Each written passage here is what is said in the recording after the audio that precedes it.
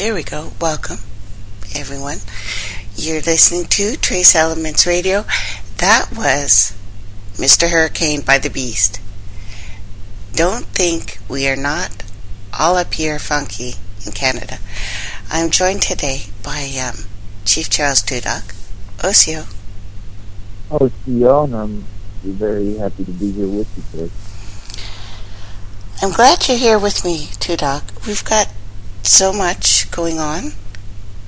You know, I wanted to start today by talking about the new X-Files, which is pretty much talking about everything I usually talk about and most alternative kind of esoteric radio talks about. But they said some truths that were surprising to me. That was what I was going to do until I listened to Cash this morning. Oh my God. I'm laughing because I can't believe what I just heard. So, Cash, which people know I've been working with and actually building some of the equipment, did some stuff today that I'm in shock. Firstly, because I've talked to people about the Baha'i, the one religion you hardly ever hear about, and probably the only one you really need to worry about what's going on, because he just came out and said that he's moved to Dubai, and this will be the new world headquarters, and that governments on the planet are supporting him. Kesh actually did get to go and talk to the Pope and religious leaders all over the world who actually were talking to him. And at the end of the Kesh technology blueprint thing today, he had a guy talking to a machine, and people were asking it questions, and it was answering. You couldn't hear an answer, but it was just answering in his head. So I'm thinking, well, that's darkness. You know, Lucifer, angel from hell, intersection of fiction and reality. So 2 weeks ago was the last day of the Anna Lucius, the year of light, the year of Lucifer, the angel from hell, who was actually released on 1/7/16. So 666, basically. Days after Lucifer is set to air on 1/25/16. So yesterday. Know that in the Baha'i calendar, days start 1 second after sunset. It's a TV show, and the two shows clearly stem from the same spirit, will appear docile. Sadly, even amongst people all over the world who say that they're worshiping one God. If you're worshiping one God, then it's the same guy. Understanding these things in context of our present climate, it's important. Because for years, Hollywood, which is Holywood, named after a wand used by witches and druids to cast spells, have a very clear agenda. As in a case, in any elaborate deception, many of the pawns used are unaware of their role, just as recipients are unaware of how their minds are being shaped. In the climate conclusion of this age, which was hidden and is now coming to light. Oh yes, the 25th, yesterday was 18 days out after the year of light ended. So we are now officially in the darkness. That's why I played that for you. So once inconspicuous, I guess, is now conspicuous. Covert is all up in your face. So I know we don't usually get into this, Twodog, but with the events that we're going to be talking about today, where a guy's standing there, well, sitting there, talking to a machine, and everyone's into it, and Kesh says, I've moved to Dubai. He's been there for a month, as a matter of fact. Dubai, who has people thirsty for water. They can't get enough water. This is the most elitist city on this planet. It does not get a lot of geological events. As a matter of fact, it gets none. Suspiciously or conspicuously. All up in your face, gets none. It's calm. And then we just had a rare planetary event visible. Well, it will be visible. It's coming on the 7th. And the date of the next Super Bowl, the 50th. We'll get into that. But I'm thinking, and these are people I've worked with, people I had respect for. I'm saying, are you okay with him just saying Dubai is now officially the capital of the planet? So I brought you in here for some grounding, Twodog, because I'm freaking out. Well, here's my opinion on this. Please. Now, this man is saying that the place in Dubai is the capital of the world. It's the new capital of Kesh, officially, and he's saying this is going to be the capital of the new world order. He said it. Now, if he doesn't say the totally new world order, but if you think about it, between what every pope has said for years, yes, and these governments are backing them with this. Yeah, and I believe him. Normally the first person to call BS is going to be me. Well, yeah. If something's, you have to look at this biblically as well. Yes. Because if you think about it, if these governments are backing him, and the popes have been speaking for years for a new world order, one world government thing. Yep. This sounds to me like he just said he's the Antichrist. Period. Thank you. I didn't want to say it. I'm like, I'm sorry, did you just say what you think I heard you say? Because would he not come with miracles? And yes, his machines work. Yes, you can build them relatively cheaply. They've just come out with an easier way to build them.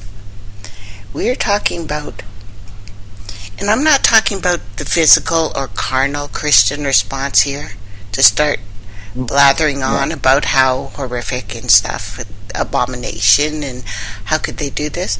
I'm talking about all up in your face with the backing of X-Files and Lucifer, and these are just TV shows.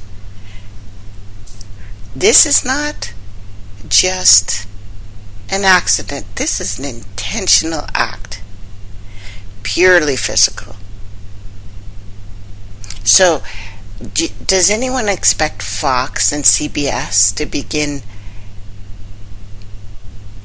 airing a biblical teaching? Because this is what we're seeing here. This is the guy. This is the one. This is the one that the Pope said last year, and you and I talked about this. Pope said last year, the King of the world returns. He did not mean Jesus. He did not mean the good God. I'll give him that. Even though he's Woden and Her and the Hunter. This, when I talk about these things, and I do spin kind of fanciful tales. I do. I like stories. But they're throwing it at us now. It's saying, please see this. Because for decades, TV has been subtly transforming people's perception of reality. We know this. We know this for sure. Mm-hmm. TV does it a lot now because it tells you, if you watch it and watch it enough, it's a brainwashing system. Yeah, right from the beginning, right when they made the cathode tube that they called a spirit tube, it was to talk to spirits, which means they're not alive. They're dead. You're talking to the dead. And then I watched and sat there in a room full of people being okay with a guy talking to a machine with crystals. And everyone's okay. So this is a confirmation to me of a real spiritual battle that rages, as well as a time for the sheep and the goats to maybe part some ways. Mm-hmm. Here's what I also think, Grace. Please. That human society, and I mean from, all spirituality. Yes. I think people are so hungry spiritually to get connected. We want to connect. This is us. This is us as a people. They'll take anything. Yeah. To connect themselves. They'll take anything. And they're so afraid of what's going on in this world that spiritually they'll connect to this guy that says, hey, he just comes right out and says, hey, I'm the Antichrist, man, this is what, He did not use those terms. This machine is talking to me in my head. So this is what I'm saying. And he's asking the guy to ask the machine questions. Mm-hmm. And everyone's sitting back going, wow, this is so cool. And I'm like, this is not cool. I am not experiencing the coolness right now. I'm feeling chills. That doesn't sound too cool. Chills up and down my spine. Most people,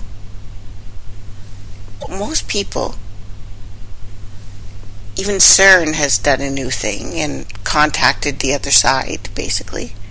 CERN knows the goat god, who's probably most people's god that they're worshiping right now.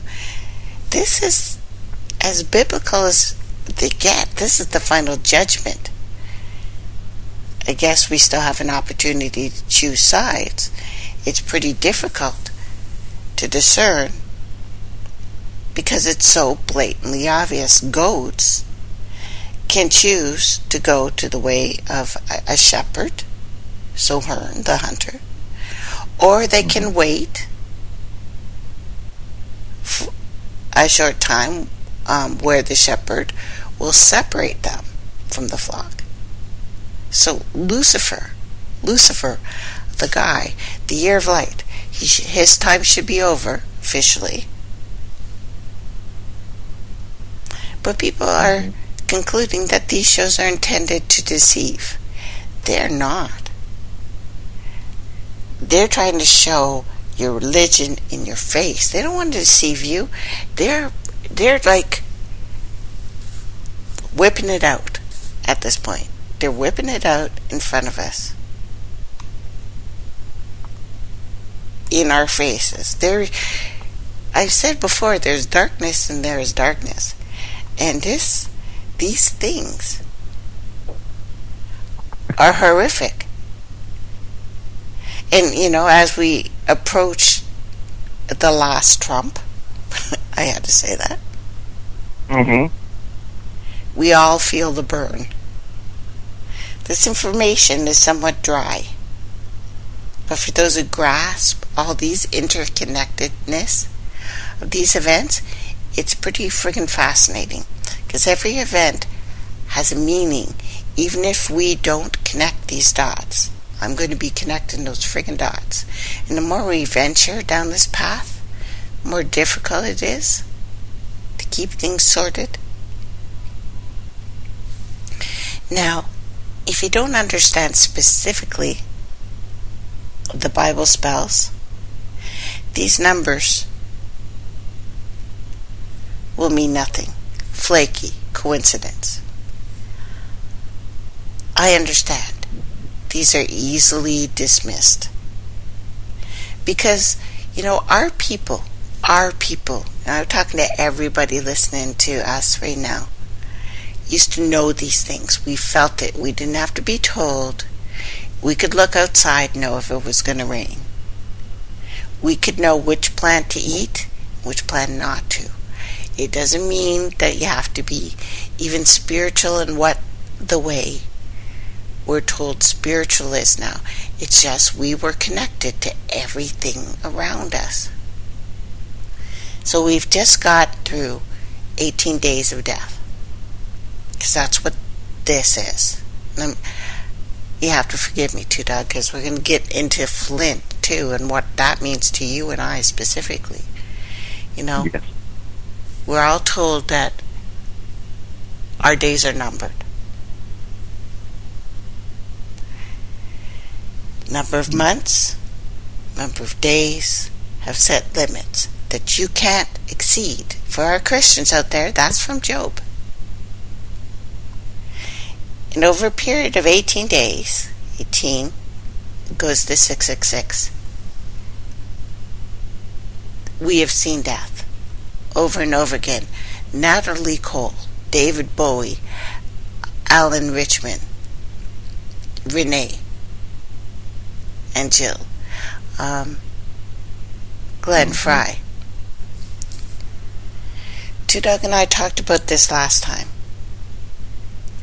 But Glenn Fry of the Eagles died 66 days after the Paris attacks and the slaughter at the Bataclan Theater, where the Eagles of Death Metal, or EODM, was playing.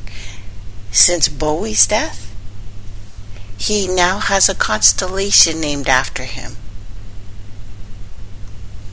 113 days to the day the Pope gave his speech in Philadelphia that I talked to you about at the World Meeting of Families. Right. So, this day, 113 days after the Pope was in Philadelphia doing the thing, that the New York Knicks beat Philadelphia 76ers, which is 119 or 911. Numbers are just one aspect here of this larger picture. But it's essential, because we're going to cover a fair amount of numbers.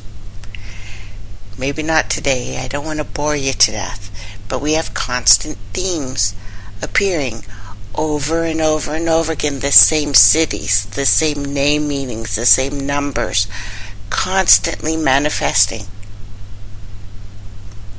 in what many consider to be standard news stories. And many don't think this matters, but let me just tell you this one little part and then I'll let it go. 11 keeps appearing, which is chaos, disorder, and judgment. 13 is rebellion. 6, man, flesh, even their new idea of sin, 666.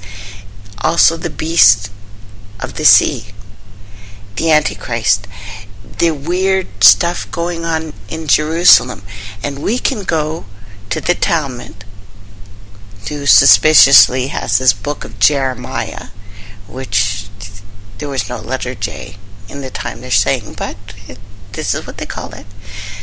Talmud, Jeremiah 19, says that one of the gates of hell, like the bad place, the horrific place, is right smack dab in Jerusalem.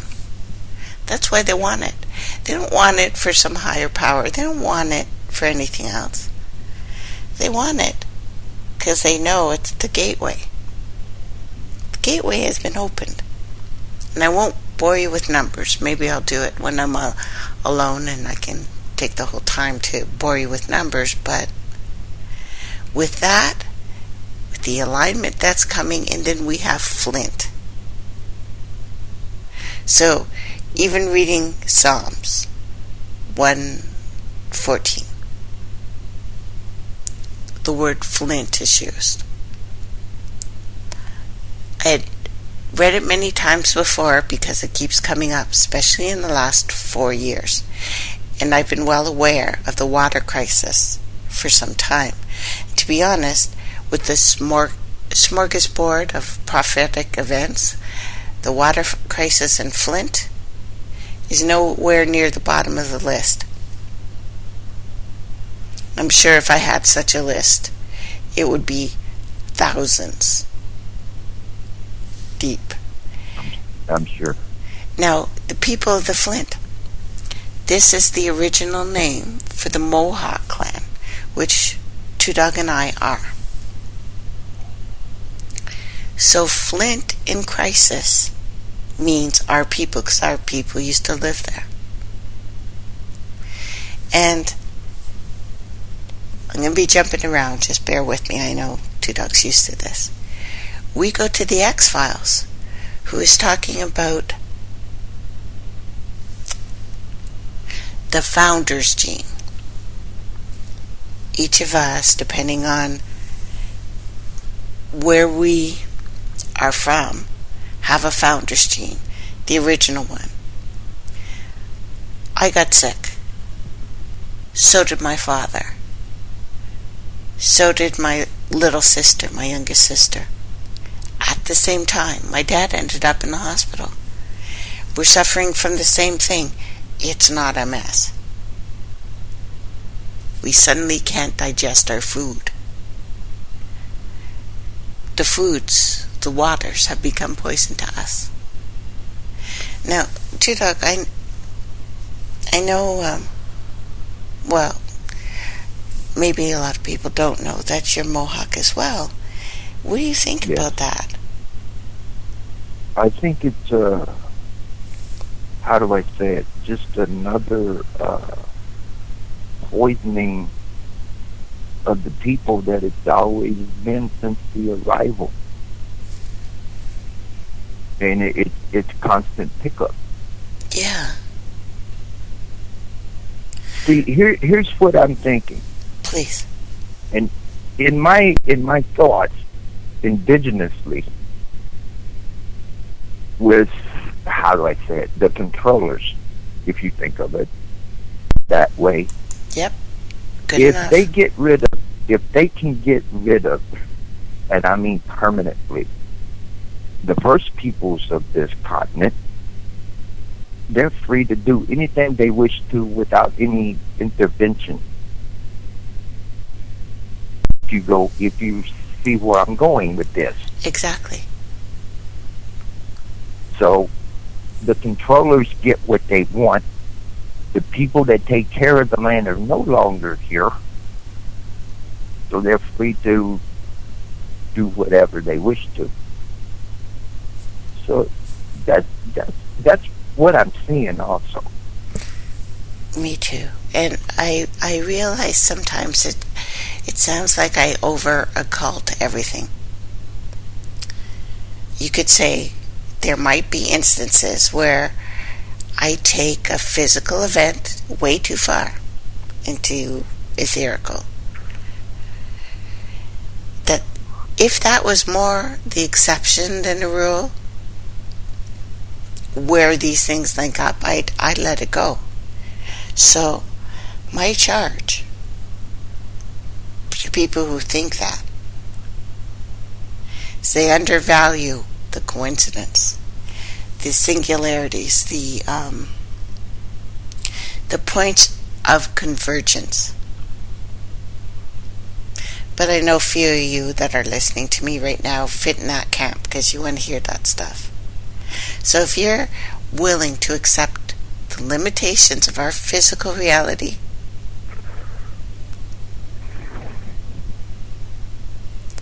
with whatever you think is your sovereign creator, what they do, then a vast number of dimensions do exist. A whole bunch of possibilities exist all the time. And perhaps we're being told to look. We don't look outside and know that, geez, the grass tastes bitter now. So we know to change our movements. No matter what they plan, we have to, I think anyway, Twodog, that stuff is being thrown in our face, so we must look. What do you think? Well, I think things are thrown in our face, and, we have to look at these things, but it's like they're saying, you can't, here it is, it's going to happen, and you can't do a thing about it. It's going to happen. Try to stop me. You can't do it. I think the realm of the unseen is just as important as the realm that is seen. Mm-hmm. And if we are getting little clues, the clues of the stupid, I guess, God has to, if you believe in God, or if you believe that you are connected to absolutely everything that ever was or ever been, we are getting messages. Twodog and I spoke. Well, we didn't speak about it. He was talking to another guest last night. Do you want to tell them about what went on, specifically about when our children are taken to asylums and given drugs? What was actually said last night by the guest that we had on from the First Peoples of Australia, number one, is this young boy was talking of what they their peoples were, considered, gibberish. It's not English. He's just mumbling stuff, and he needs to be put in an asylum because he's mumbling. But what it was, truthfully, the woman said that one of her people actually said that's old language from the First Peoples of Australia. So they were talking about drugging him up, putting him in an asylum because this child is actually speaking their language. I've done that when I was little. So that's a little bit of what's going on there. They're putting indigenous people in, like this young boy, in an asylum for speaking his own language, pretty much. I did that myself when I was little. So, how do control system again? I would say that's what I see right there. So they're putting these young people, like this young boy, in an asylum for doing something like that. We did that. I did that when I was a child. And, that's the thing. They put this young boy in an asylum, or trying to, because he, honest to goodness, was speaking his language, this one elder said. Yeah. So, and when go ahead. How do I say this? That's the only thing. What I consider that is that the spirits of the ancestors are speaking with it. You and I have talked about this before, and I've been posting some of my friends' audios where he's talking in an ancient language. He calls it alien. I'm fine with that. call it what you want. I know for a fact that you've done this, that I've done this, and we were identified by our family as children because we did this. Yes. Are you okay with talking about that? Yeah, I'm fine with it. Okay. Yes, I'm fine with that. I mean, some of the things that I was saying when I was little, my grandfather, would hold up to. Other people in my family, that hasn't been taught the way, if you think about it. Yeah. What's he saying? He's just kidding around. It's just a kid thing. He'll get over it. He's been watching too many westerns. He'll get over it. No. To be honest with you, at that time, I didn't even know what a western was. As far as movies or whatever, when it comes to Indian people. I was speaking, I was just talking because I could hear that in your mind, in your head.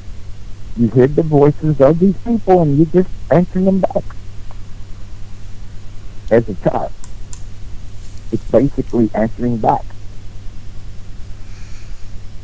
Well, because children, let me say this real quick. Please. Children, babies, young children, they are, how do I say it, more spiritually connected than the adults in this time. They're connected more truthfully, spiritually, than the grown people. They haven't been corrupted yet. Yes, I'm with you there. They are open. Children are open. They're you open can see them. To everything spiritually. Depending on they are highly open. Yep. I always look at them as the elders. They are the elders. They come in here as the elders, and it's what we do to them that changes them. I saw this thing on Facebook yesterday. I have to tell you about it because it really ticked me off. Like, really bad. And it wasn't like a dirty picture or something you would think would bug me, but it did because it just shows how people are so disconnected. So they're sending this little joke thing around. I'm trying to find it. Mm-hmm. And it's saying, if your child is smart enough to operate a smartphone, and then they have pictures of a washer and dryer and a dishwasher and soap and water and sprays and brooms, and after it says they can use any of these. I'm like, if your child need to be told this, the child is not the freaking problem. They're not raised by wolves. You're supposed to be raising them. They're not supposed to be raising themselves. Don't laugh at them if they can't use this stuff. That would be your fault as a parent. And I may have used the term dumbass. I may have or may not have said, you dumbasses. I was not talking to kids, though. Mm-hmm. Mm-hmm. If... Now, as far as children are concerned, mm-hmm. I brought my daughter home when she was 3 days old from the hospital when we had her. I had 5 of my nation in my house at the time. And in 3 days old, my daughter was crying in the crib, and I was talking with some of them. And 3 days old, my daughter said, "Daddy, this is as hard as she could go." And then I walked in there, picked her up, she was fine. 3 days old. Yep. They're going, "Oh, it can't be." Well, I got 5 people saying it did. Absolutely. When Brian, Damon's father, my son's father, spoke his name, because we had already chosen, and it's our way that the man has to say the name to the child. out loud. Mm-hmm. Damon's eyes got wide and looked right at him. They're saying no, they can't. They also say smiles are because they have gas. Funny, I don't smile when I have gas. No, me neither. Unless I'm doing a fart joke or something. You know? Please, these beings are well aware. They don't know what the heck they are. Perhaps, or maybe they know way more than us. Maybe they're seeing way more than us. This has actually been proven that children's brains come here completely open, and it takes us only a year and a half to completely screw that up. It don't take long. That's it. And their brain starts shutting down and becomes isolated to what we're teaching them. True. We have like so much going on, like unprecedented volcanic unrest around this world. Already 2016. It has the authorities and scientists worried about a year without summer, which could happen again. And that's happened before. And Western civilization is not friggin' prepared in general. No. We don't even do what we call storing stuff prepping now. Our grandparents just did that. Oh my goodness. I used to tease my grandmother actually in the 80s and say, you know, the apocalypse is not coming, Grandma.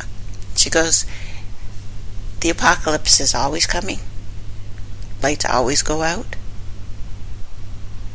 And if you don't have stuff ready, you're not prepared.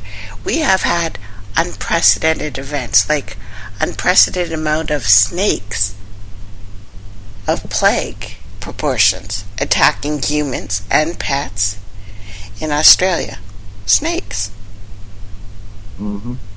Mm-hmm. We've had an unprecedented amount, and I know I usually joke about this, and it is, I do mean it lightly, but squirrels are attacking. And squirrels, we must say, squirrels will, you know, they're pretty casual guys. They'll come over, you know, thinking, you know, there was a human who gave me a treat. They want a treat. But they're attacking right now. They come up on my porch. We give them treats all the time. But they're, you know, I think, to be honest, animals are connected to the whole system of nature in itself. They and are. They know. They still know. They know when someone is not of good mind or heart. You know what I'm saying? Exactly. Animals do know. Don't think they don't. They're getting smarter. Yes. And it looks like they're getting angry, too. It now, does. Let's look at the whole point in general. The whole point in general is mankind, the two-legged, who has disconnected himself to what he truly is a part of nature. To what we are. And we have, in many ways, are trying to say, I am God upon this earth, that I can do what I want when I want. And that's going to annihilate the human race in itself if we're not careful. We cannot be the creator. You know, although even that man tries hard. We try. Even in that, it's supposed to be a joke, little passage sent to me. I'm like, are we wondering why the planet's in trouble? If we can't teach our kids what they need so that they're prepared for this earth, the basic things, like the very, very basic things, where a whole bunch of people were responding and passing this around and sharing and going, yeah, kids are stupid. Kids are stupid. They're not stupid if they don't know this. And they're showing washers and dryers and dishwashers. I'm like, do you know that we got along for a very long time without washers and dryers and dishwashers? And if you're saying they can't deal with that. Let's see, how did we get along without washers and dryers? Well, we had creeks and rivers and the wind. And we went outside. We had that, as far as washing your clothes or whatever. Yeah. And the wind that dried them. So, that's a difference. We're seeing such a huge disconnect. Mm-hmm. If it's not mechanical, you can't survive, is what they're saying. I do have a little piece of good news. A little piece. Because fracking is about to ruin a sacred, preserved site in what is being called American Cradle of Civilization, which we'll go into next hour. Again, the Navajo, that group, an advocacy group, has asked a federal judge to halt this fracking and all permits in the San Juan Basin of New Mexico. The drilling is now threatening this historic UNESCO heritage site, considered sacred by the Navajo, the Hopi, the Pueblo people, the Dene citizens, against ruining the environment. 3 other groups have sued the U.S. Bureau of Land Management, U.S. Department of the Interior, calling the federal judge to vacate 130 fracking permits that are issued to people in one of the most magnificent sites that we have here. Because, in Canada, United States, by their new names, we have a lot of weather events. So it's hard to keep things for any amount of time. But there is one specifically, 4,600 square miles, San Juan Basin of the New Mexico's Four Corners region, that's had and been coming a lot up in our talks in the last couple of years. This is the one that includes the Anasazi ruins and other remains. The remains of the people that came here 400 years ago and apparently left.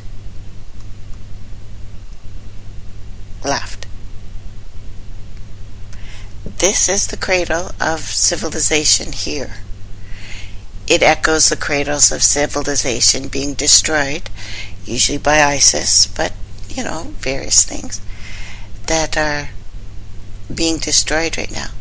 It's a big deal. So, let's hope they win this one. Let's hope.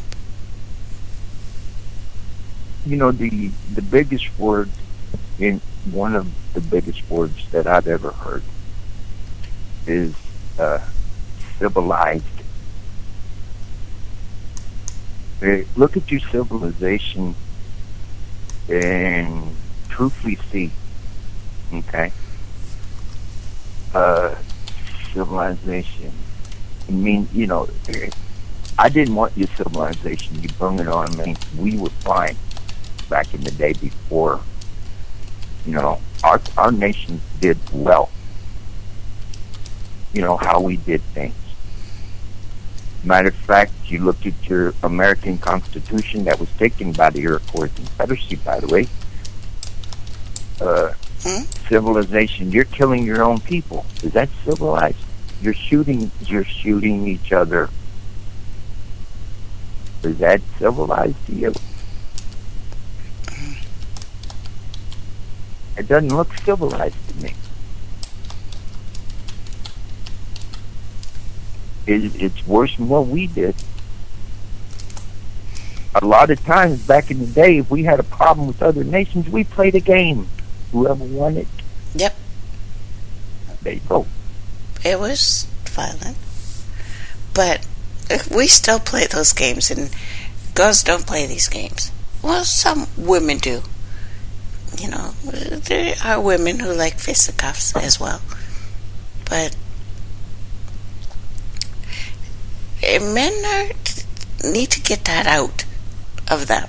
And that used to be fine, and they used to be able to get that out on the field. Mm-hmm. Yeah. On the field. Yeah. And that's how we dealt with things. We put them in the field, we all dressed up, we got ourselves pretty, and let them scrap it out. It was good. Actually, it was usually good after. You know, guys arm in arm after, and, you know, we'd drink something, we'd eat a lot, everyone would make it a big deal, and then it was over. Yes.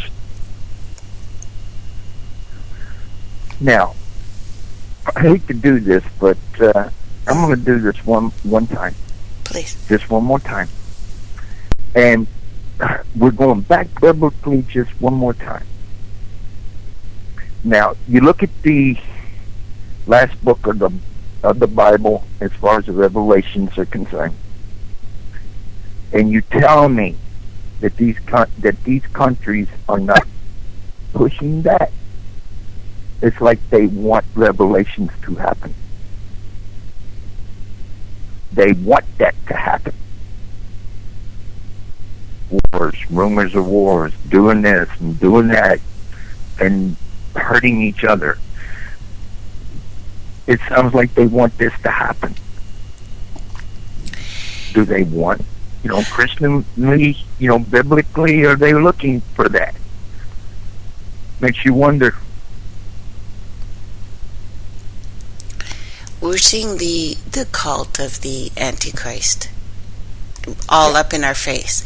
And of course, the people who are occupying the Holy Land, we'll call it that, I'll give it that. It's holy not because of spirituality. Well, yes, because spirituality. But no, in their book, in the book that Christians think they're following, it says that is the opening to hell. Although, we have to admit, in the old language, my grandma said, you are the darkness. You are the abyss. She said it lovingly. So I guess it could go either way. But fighting over this land, which was important over there, at least, for a long time. But the people who have the land now know that this land is the opening to what later became the biblical hell. And they know they're in there. There is a disease, an illness, that makes people crazy, especially Christians for some reason. If you go to Jerusalem, it's called the Jerusalem Syndrome. It makes you nuts. People lose their darn minds when they go there. Is that a holy place? If a place that you've always wanted to go because you believe in a certain spirituality, why does it make you nuts? Oh, we're going to take a little break, everyone, and you're listening to Trace Elements with Chief Charles Twodog and Tracey. I'll be right back. Welcome back, everyone. You're listening to Trace Elements Radio, and we're live here today with Chief Charles Twodog. Thank you for joining me. Steve, for having me. It's an honor to be with you, Clay. You know, I have to answer one email that I got. I'm trying to think of a real nice way to say it. About our Earth, and I know I talk about these things. I don't really care if the Earth is flat, or round, or is hollow, or is a hologram. We have one ocean, and our ocean is in trouble. Mm-hmm. To the point where scientists have just come out saying there will be no life in the ocean in 25 years. That's pretty darn exact. That's a big deal.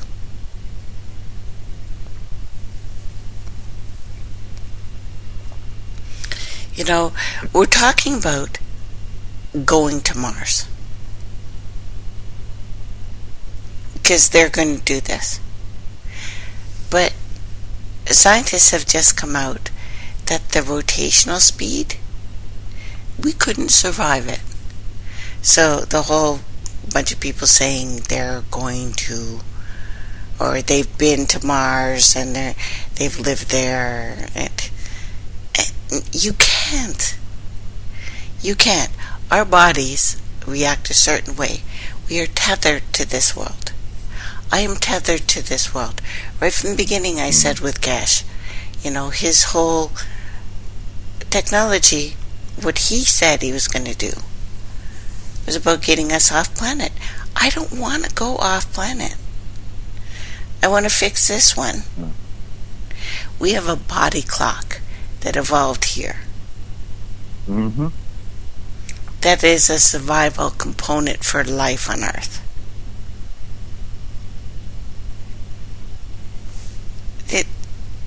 No, I'm not going anywhere. I'm staying here.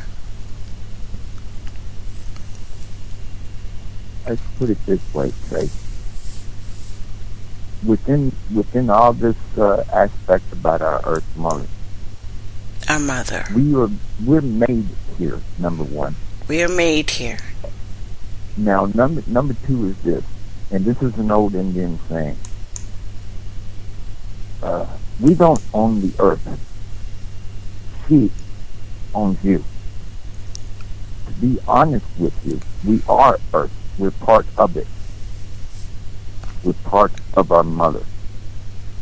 And bodily, if you can say how much land you own. You could say, I own thousands of acres of land.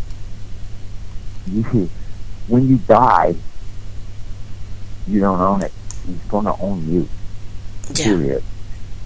You're going to be part of the Earth. Your bones are going to be eaten by trees and plants because they are carnivores. And your genome will continue forever on this Earth. Mm-hmm. Mm-hmm. You know, and you will become part of Earth itself. Yeah, you may not think you are, but you are. You are. You are Earth in itself. You are nature in itself, and we have gotten away from that as a human being. Period. There is this one beautiful passage from the Bible. There's several. I'm not saying it's all runny and screamy, but it says, let us be like children through belief. Reach for the unseen mysteries of a sovereign and living God. The curious nature He installed in us. It's an invitation He extends for us to take part in something deeper. Yeah, that didn't make it into the Bible, really. But this is written. This is our planet. We are part of this. And I realize we don't have an Earth day. We have a Monday, we have a Tuesday, we have Wednesday, we have a Thursday, we have a Friday, we have Saturday, we have a Sunday, and these are all gods. But they're not the mother. This is the year of the mother, and this is the year we're supposed to be taking and being attentive. I don't want to say paying attention, because I, don't even have that $5. You don't have to pay for attention. You just have to do it. Just open yourself up and look. Oh, good. Here comes the cops. Run, the cops are coming. Cops are coming. I didn't do it, by the way. I absolutely did it. Whatever it is. Well, maybe I did. I don't know. I probably did it or wanted to do it. Well, I might have thought about it.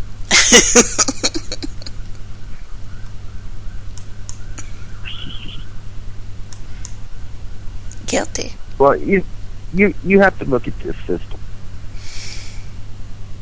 As far as the mother herself is concerned, okay?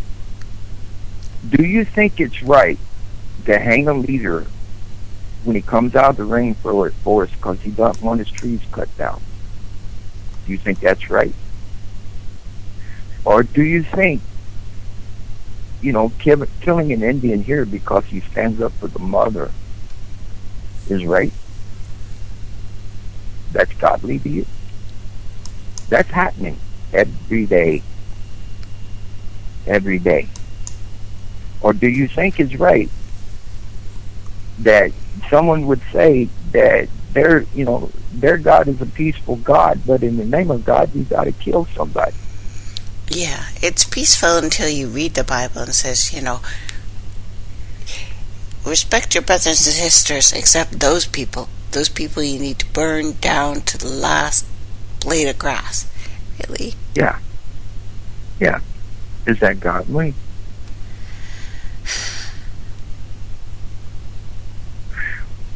Jesus supposedly said, what is God's you give to God, what is Caesar's you give to Caesar. Yeah, in which other was words, weird. As far as I'm concerned, here in America, I hold to my Creator, but I also hold to the mother that I'm going to be laying in soon, one of these days. Mm-hmm. And while I'm on this mother, and every step I take is upon her, I'm going to try my best to take care of everything here, because we're caretakers of this mother. That's what indigenous people we do. are. And that means whoever you are. There is a weird part, and I want to bring this up too, Doug. Because I like the weird little TV shows. So X-Files mentioned the Navajo genetic anomaly. One is some of them are born without ears. Okay. There's also another one of a cleft palate, a cleft lip. Mm-hmm. This is shared by several peoples on this planet, believe it or not. In Japan, in Turkey, here with the Navajo, here with the Mohawk, here with the Blackfoot, and I don't know why their name is just fleeing me for the moment. But there's another tribe that we talked about with the A anomaly that we talked about last year when we were going into Bloods. Mm-hmm. you know what they don't mention in the X-Files? Is this sudden anomaly happened with only A blood types 4,000 years ago. Suddenly. So if you have or know someone in your family that has a cleft palate, someone in your family has this ancient thing. It's never from the mother's side. It's from the father's side. The more I look into it, and of course, it's a TV show. They can't be like ninja freaking obsessive when they look into things like I do. These are also tribes who had Noah almost exactly in their language. Suddenly. Noah, and for people who haven't been listening to me for a long time, and I'll do it again. I went into what Noah means. It means captain. The guardian of a ship. They controlled the ship. They were explorers. So, I'm saying to myself, you're going to a new place for the first time. Do you send everyone in one place? You do not. You send them in a couple places to land, to see which part is viable. It's not saying that they were the only ones who landed. These are the ones that survived, that could integrate. Now, for the Navajo brothers and sisters and the Blackfoot and everyone I've talked about, I'm not saying all you people were from off-world. Although if you know and read your stories, they will say, Daddy, he may have been salt. I'm not saying he was a being. Looks like he was a being though. And on this continent, no one who is Navajo, no one who is Blackfoot, no one who is Turkish had this anomaly before 4,000 years ago. It landed. And your mama was a freak. Sorry.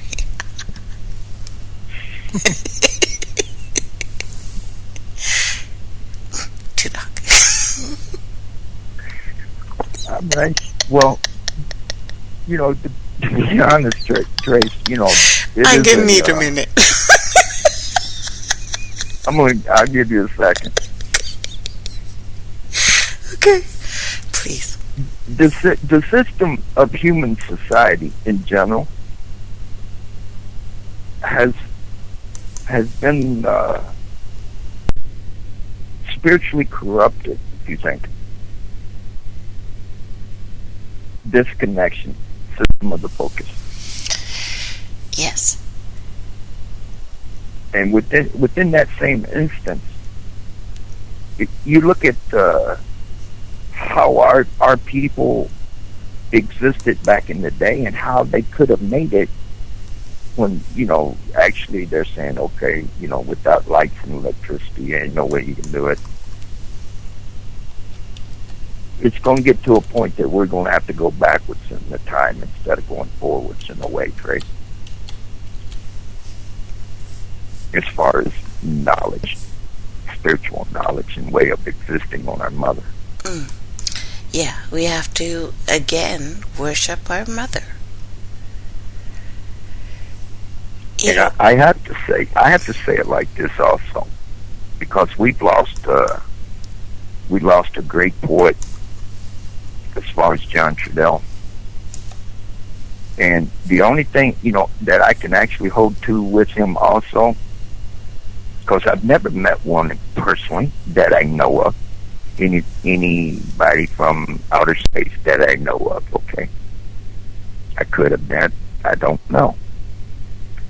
The only thing I could say is, if you are from that, from any other planet. You're flying around here looking at the Earth. Why would you want to land here with the two-leggeds doing what they're doing is beyond me. But I do have to agree with John Trudell. If I ever did meet one, welcome to the land of the already dead. Well, you know, when we talk about this stuff,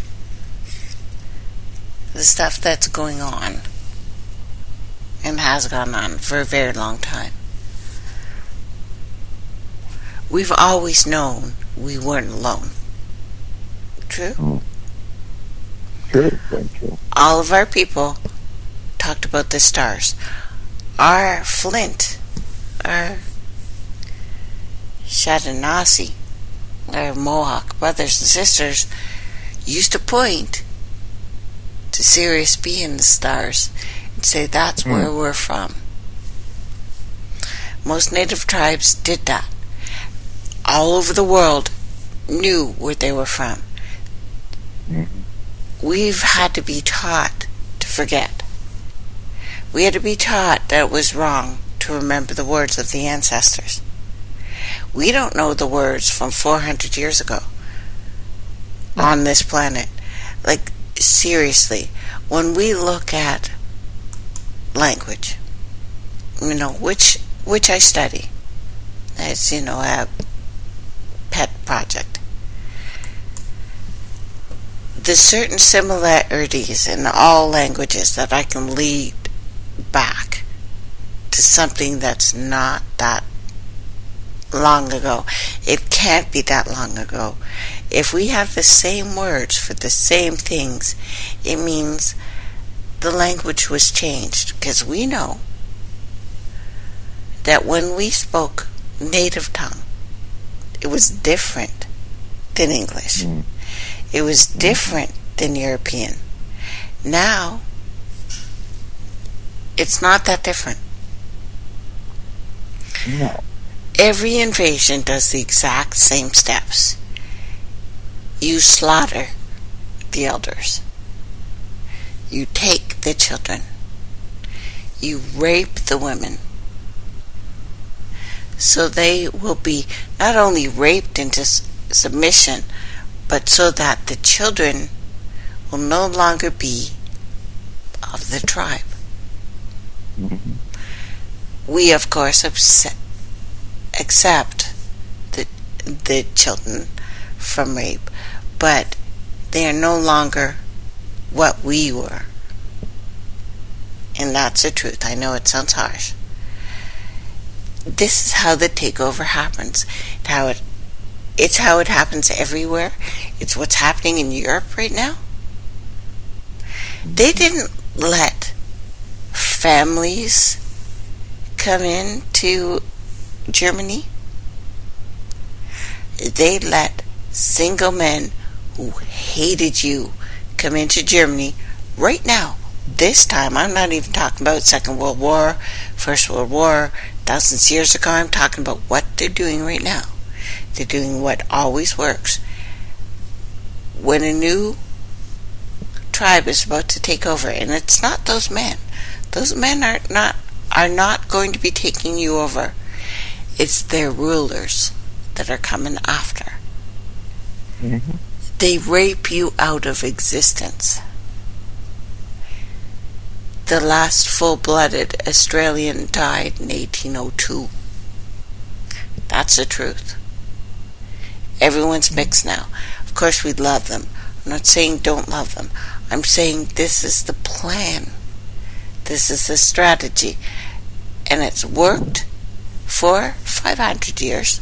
Some people would say thousands. I don't believe thousands. I don't believe our people on this planet were that weak. And when we talk about the Azenazi, they died out 400 years ago.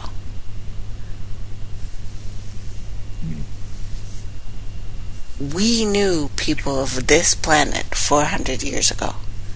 On this continent, yes, there were tribes of people who had blue eyes. There were ones who had dark skin. There was a recent a recent winning in court in the United States, which is freaking amazing, of a man who claimed he was a Moor from Africa, came here under the agreement he made, well, his people made, with a tribe on the East Coast. He proved it. Genetically, biologically, that there were black people here way before slavery. Wait till the Chinese talk about what happened in northern BC. We still carry their flags in the Micmac. That's China. This place used to be a place of greeting. Actually, it used to be ceremonial place of gathering, where people from all over the continents, after they split, came here to meet. For official documents, this was the place you had to go.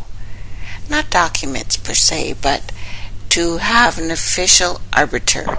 We've had this for a long time. It's fucked up, Yes. but it's true. You had to come here, you had to talk to the elders, and you had to prove yourself against the men. That was gaming. They'd try to kick your ass, but they wouldn't kill you.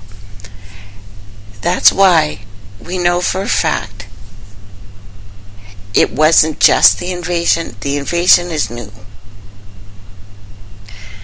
But before that, we had people from everywhere. And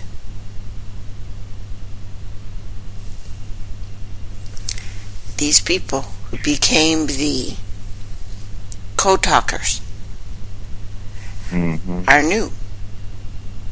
In the scheme of things, perhaps, to the planet.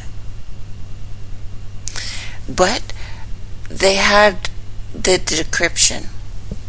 They had a way of speaking that no one could decrypt. I'm thinking from their daddy's side. Because English, you can't decrypt any kind of English away so Germans can't understand it. You can't. Because Germans, Brothers Grimm specifically, made English. So you need something else. You need an outsider. That. Daddy's side. And it's not old. It proves it in their DNA. You can't hide your DNA. That didn't appear on this planet until 4,000 years ago. Didn't exist. So, whatever shade of skin you are, your melanin, whatever it's saying, wherever you live, if you have someone with a cleft chin or was born without ears, there's a couple different things. No, not the gill anomaly. That's something else. Some of us still on this planet, you can take our tonsils out every time you want. It goes back. That's something else. That's of this earth. That's frog DNA. You can freeze frogs in a rock for 100 million years. You open that rock, that frog's jumping out. And probably flips you the sign of the bird. Now that's from this planet. Our planet survives. We survive. But there are anomalies here. They're the founders. The founders' origins are when somebody comes to a new place and their DNA is always marked. Not in a bad way. You always know that their people are something different. You can always tell. You can't hide that. But this is just a marking on the DNA. We know each other by something else. We used to look at each other and I think everything around us with different eyes. Do you? You take what we used to do back in the day and can do now. It's like, say, I go to another nation, and I don't know their language back in the day. I have no idea what their language is. But I could sit on the ground, put a blanket out, and put stuff to trade. Easy. No one will have a problem, for me being on their territory. We didn't even have to really talk. But we could talk with hand signal, hand language. We did that with each other. You sit down. Whether we knew the language or not. You sit down. You sit down.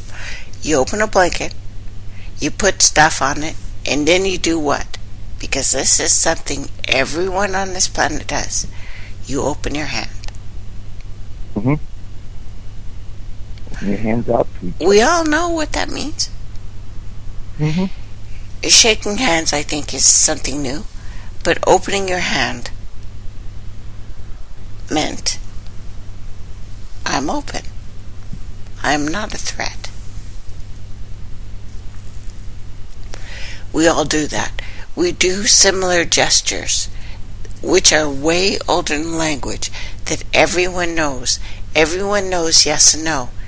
There is not a tribe, no matter how disconnected they've been, does not do yes and no in the same way.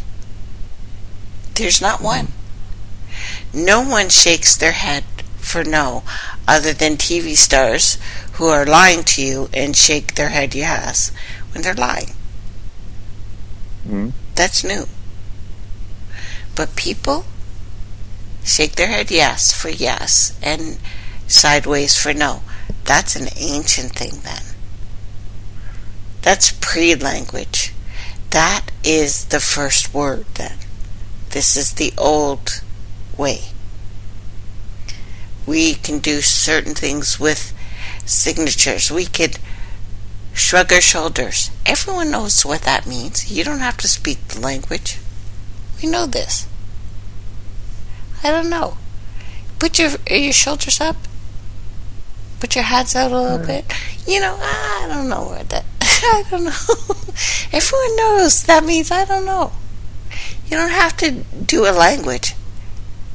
Although, it's very cool that we did have a trade language here. There's probably a trade language everywhere where words were spoken and people accepted.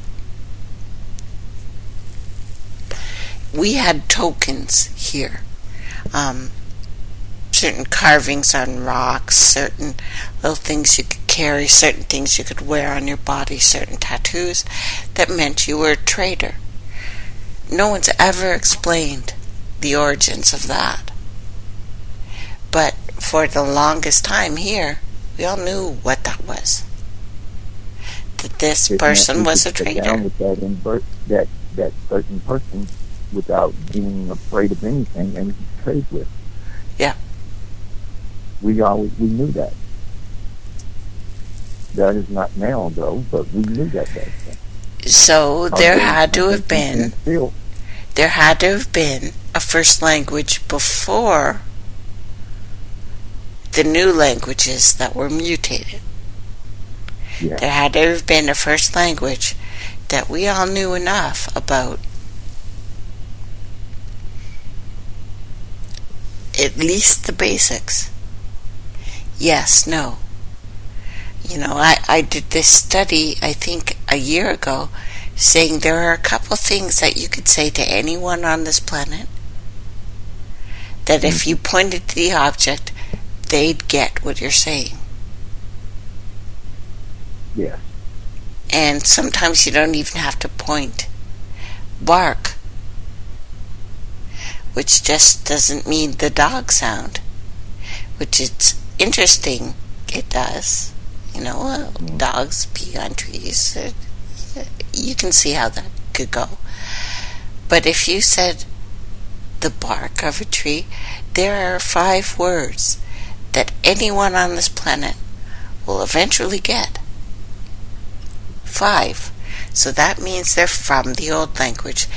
They don't have an M or W, which to me is the same letter, or Z, which to me is exactly the same letter. It's just turned on the side. They don't have those. Is the first thing a baby says. Any place, anywhere. So you'd think it would be something with in it. No, we all have something with and ah, ma, or mum. We all have that. But it's not in every language. Surprisingly, everyone says mum or ma except the Japanese and their brothers from over here who are your code talkers. They don't say that as mother. They don't use ma, which is why I say ma is the water. You turn it upside down, that's wa. It's water. Everyone has mama wada as water in some way or another, except the Japanese, except the code talkers, except the Blackfoot. Anishinaabeg, that's the other one, just came to me. They also have a DNA. And they start by calling mother something else. Maybe it usually actually starts with an S, which could be a Z. But perhaps in this case it's the father's translation of it.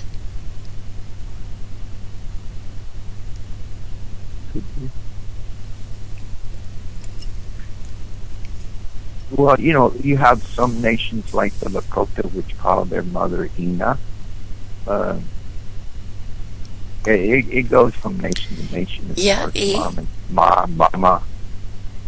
Yeah. You hear a lot. Well, I still, when I talk to my mother, I usually most of the time going, "Hey, mama, how you doing?" Mama. We use mama sometimes. But I think that goes back. Isn't that kind of That's old way back as far as mama is concerned. Mama is old. Mama is old. Mama is old yes. school. This is the way of our people. There are weird genetic anomalies still here. Even Ina. E. Vowels. Vowels are not first. Consonants are. Babies don't say E. This is a whole changing of the face. We don't do that. We pierce our lips together. Everything does that. The ones who are taught still make that sound first. I do a lot myself. I do that a lot myself. And there are certain things that doesn't matter what language you speak, you get. We've talked about this before. They're saying 95% of our communication has nothing to do with what we say. I went to Cuba, which was an awesome friggin' holiday. The best holiday ever. I met someone from Brazil. He spoke the conqueror's language from there. So Portuguese. No idea. Portuguese is one of those, I didn't get it. Okay. He was my neighbor. They have lizards there in Cuba. So I went screaming out of my room one day. He came out, female, to see what was wrong, what I was screaming about. How do I explain to this man, there's a lizard in my shower. Please come kill this thing. That's a long conversation. I didn't have to. I kind of made this sign of the crawly thing, up the wall. Then I grabbed his hand and kind of dragged him in there. Please get the lizard. What? Didn't take long. He went and got it, didn't he? Yes, he did. I did look cute at the time, but whatever. The lizard needed to go. I didn't even care. Yeah, we don't get that in Canada. There's not going to be a lizard in your friggin' shower. Can't even believe it.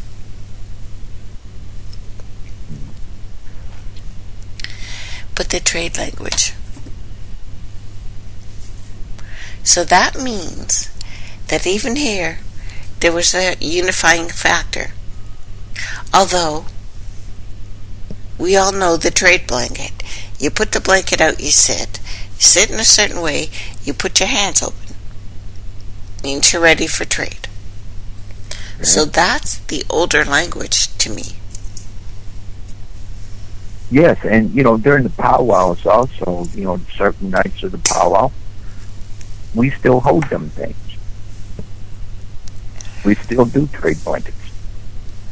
So how do you set up the blanket?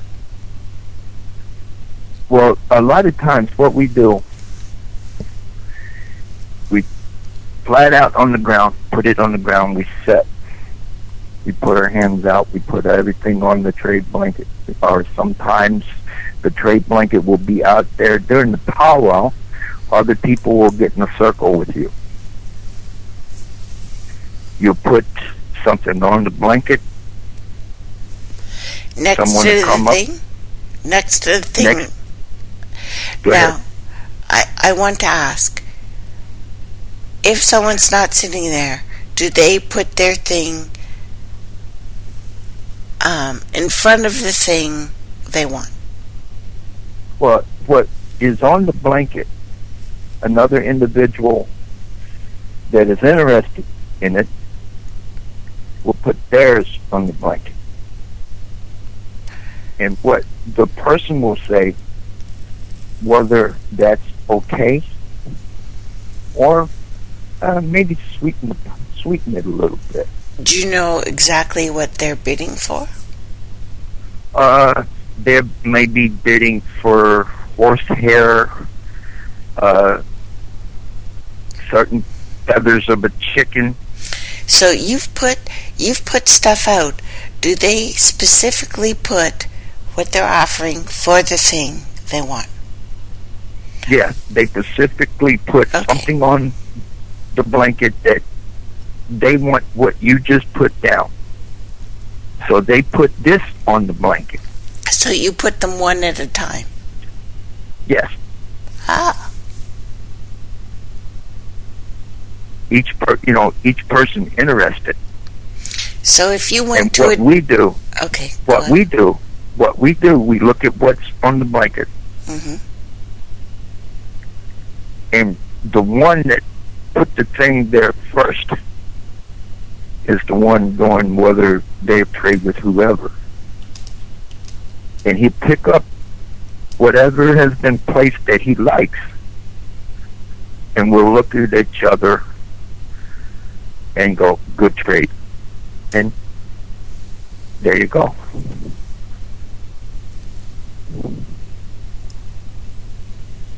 And it'll continue round and round and round within the circle. The one thing I found here too is the ancient traders had more pockets on the inside of their vest or whatever. So that may have been another way to recognize. Person with a lot of pockets. was a traitor. Oh, yes. Yes, definitely. You think so? But I think, and I'm wondering if you've done this. Have you gone to other powwows, not of your people, and done the same? And did they get that? Yes. Oh, yes. They get that. Lowe's is wondering what happens in the red light area. If you're trading yourself,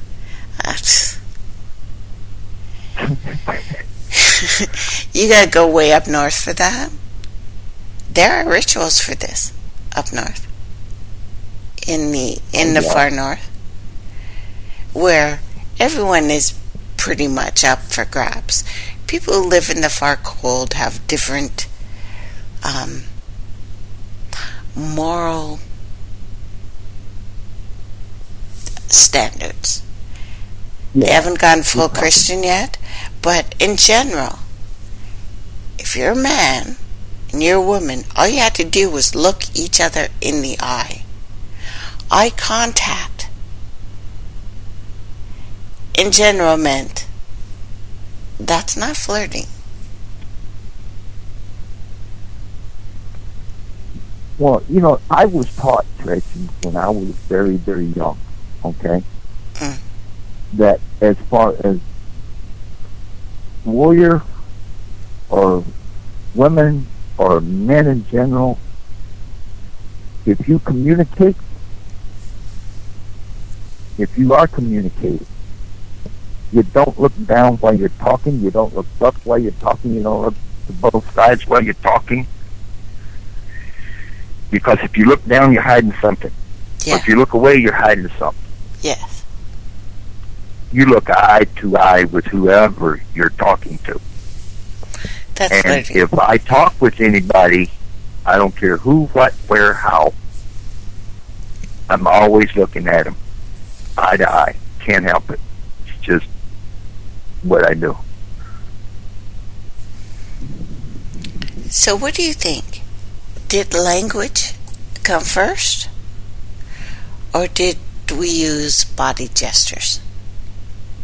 A lot of times what I think is, as far as language is concerned, we did do a whole lot of hand language in itself. And I would think that when the language first started, if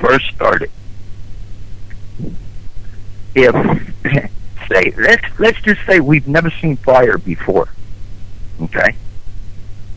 And the first man that ever seen fire that was interested, didn't know what it was, but got real close, and he touched it, means fire now. You see where I'm going? So yeah. there comes a language of it, and then it evolves throughout generation to generation. Yeah, you make a sound after you've touched that thing. Good or bad. After you touch that thing, you make a sound. That sound means what it is. Like means hurt. Yeah. You know what I mean? Yeah. Yeah. Exactly. This is how we started to communicate when we started to travel. What about before we started to travel? Before we started to travel, we had that language amongst ourselves.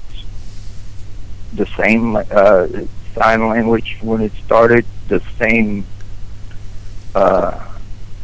say, verbal communication. Because some I'm wondering, may be something else. I'm wondering about this. Even the same hand signals that soldiers use when they're in battle. Yes. Hunters use that when they're stalking to each other to not make a sound. It's the same. And it's the same hand signals everywhere. Stop means stop. Putting your hands up, your fingers out. let's look at the. I can go with you on this, Trace. Mm. I can do it like this because I'm a men's traditional dancer in itself. When we do, say, a thing called the sneak up, that's where we are either at a war party, considered a war party, or a hunting party, right? Mm. And when we're doing this, we're down on the ground looking, and we're, while the drums are going, doing a big beat. Mm. And if you act like you found a track, the first thing you would do if you found that track is to alert the other people that you found this track. And the first thing you would do is, "Geez," or something of that matter. An Where animal they sound. would hear that. Yeah. But clear enough that they would look. Yeah. Clear enough that all the other warriors are looking to where you done found that track. You see? Yep. Yeah, I do. I do.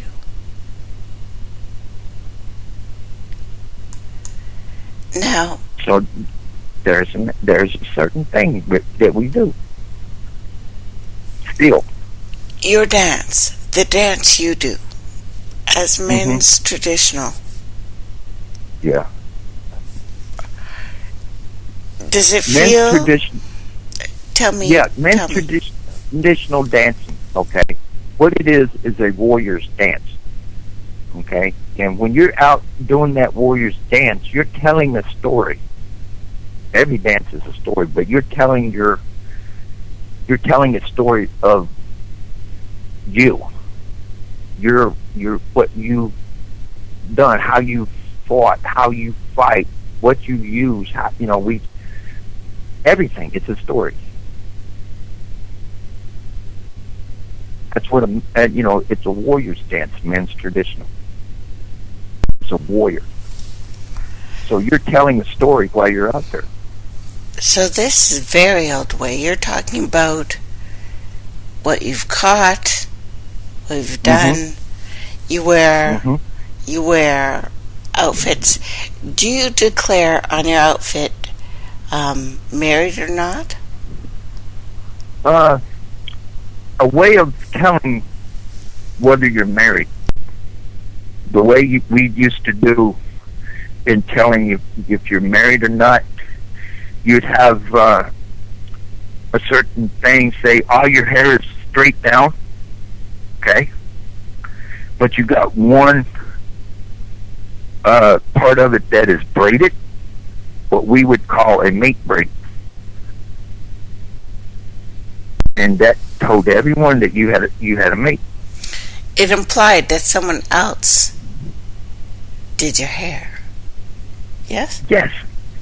Ah, okay. I got that. High five. Yeah, you got it. Yep. Yeah, that makes complete sense for me. So, that way everyone knew that, how do I put it, someone else owns your lot. Yeah, that And- don't even. Yeah. I mean, the only thing we owned is, as far as warriors, is your, what you have, your weapons. The woman basically owned the land around it and the house. Yeah. And that's most ancient cultures, that the women owned the land, the place, that sort of thing. Yeah, it's really cool. Most people haven't heard this stuff. So, and to be honest with you, that's how I still live. I mean, the woman owns the house. I don't own anything. well, that's everybody. But what I brung in it. Most relationships, whether they want to talk about it or not, it's the woman is in charge of the house. This is an ancient thing. It's an ancient thing from everywhere. It's not. I'm not talking about sexism there. But women are a certain way. When we get pregnant, when we're ready to have the baby, we prepare the nest. Oh, yeah. And we are dominant over the nest. This is our nest. Now don't do certain things. This is everywhere. This has nothing to do with whether we met or not, but it also means we did. And it brings it back to, yes, I'm absolutely with the one family thing. We obviously come from one family. But again, some of the stuff I heard Cash talking about today, so uncomfortable with. Well, and how I was sitting in a room with a whole bunch of people and nobody batted an eye. I'm like, what? Now here'd be my first red flag. Okay, my first red flag would be, when he stated that I have this machine and it's telling me this and it's telling me that, and you don't hear nothing but he's saying it's telling me in my head. He's sitting there. There's another guy operating the machine. Mm-hmm. He's asking the guy to ask the machine questions. Mm-hmm. And I'm like, oh, hell no. No. I had a problem from when it started, and he said, our new headquarters are in Dubai because these people have governed in a righteous way. And I'm like,